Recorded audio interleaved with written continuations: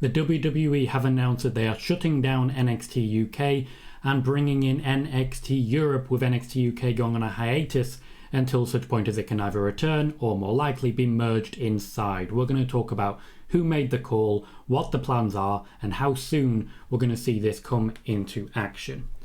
So today the WWE, specifically NXT, under the helm of Shawn Michaels, announced that they were going to be shutting down NXT UK for a hiatus. There has been discussion about this for a little while. NXT UK has had a number of its shows cancelled, but ultimately the recording studio they were using, the BT Sports Studio, was only ever meant to be a temporary measure to get them through a difficult time with the pandemic. At the time before this, the takeovers were considered profitable, but NXT UK itself was never a profitable endeavour. Even with the wrestlers there paid relatively small amounts compared to the wrestlers on the proper NXT area, they were still not getting much money that they would actually use to grow the format of NXT UK. Instead, anything they did make was being funneled back into NXT itself. Now, there were a number of warning signs about this even before this. Within the last year, NXT's UK subsidiary, WWE UK, the individual UK-based company, which was registered in the UK and paid UK corporation tax, was shut down. This essentially meant that all taxes were being paid in the US instead, because all money was being funneled through the registration in the US side. This essentially was down to the fact that in the UK, you're paying a very different tax bracket than you are in the US. And if you're a UK regular, you'll know exactly why this is, because at the moment we have two prime ministerial candidates who are desperately trying to make us as low tax as possible to bring in the business that they've lost from Brexit. Brexit is also part of the reason why there are additional costs for NXT UK, for touring, for the booking of sites, for basically everything. There is a massive cost of living crisis in the UK, driving up the price of everything, and also with Brexit being involved, there are additional visa costs and additional costs to be incurred when bringing someone new over from somewhere in Europe. Now, originally NXT UK was already an NXT Europe. You can see that with the introduction of, for example, Volta. But at the time in the UK, there was freedom of movement with Europe, so people could just come and go from Europe itself. Now there are a lot more costs and a lot more things to consider.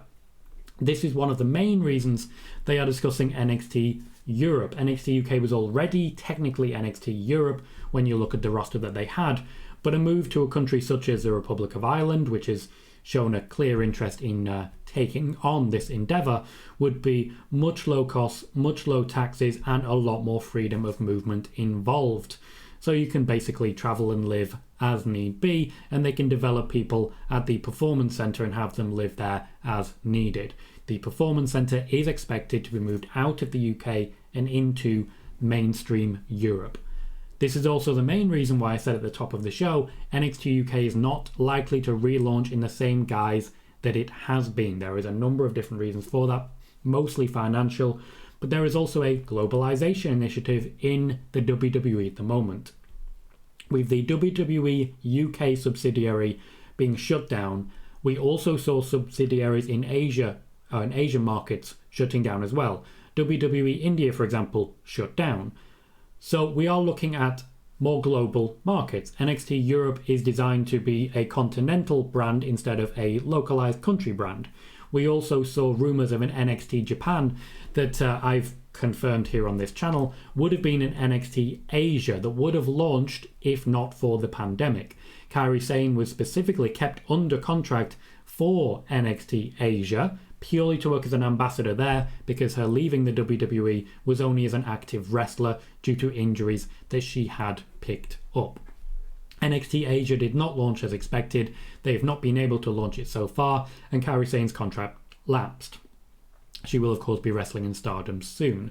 But this particular globalisation was originally the job of Triple H, whose job was to have NXT UK, NXT India, NXT Japan and the like. They wanted to go further.